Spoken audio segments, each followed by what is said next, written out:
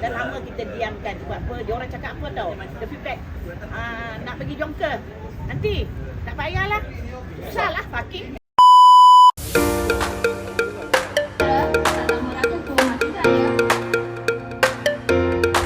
Di mana inilah satu usaha kita, Orang Sungai Pantai, iaitu konsep HOHO, Hot On, Hot Off, iaitu satu produk yang untuk membantu menyokong pelaksanaan zon bebas kenderaan, car free zone di Melaka yang kita telah laksanakan pada Disember 2023.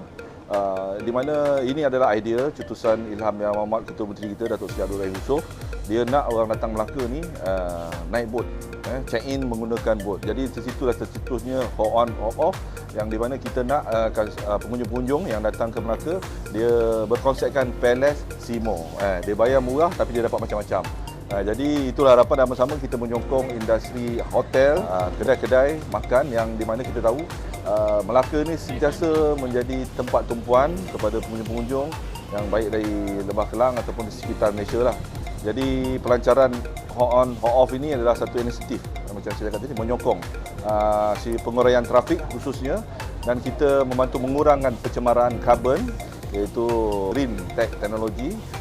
Dalam masa sama kita memberi keselesaan dan pengalaman yang baru kepada pengunjung datang Melaka. Kita check in macam ala-ala Venice of the East.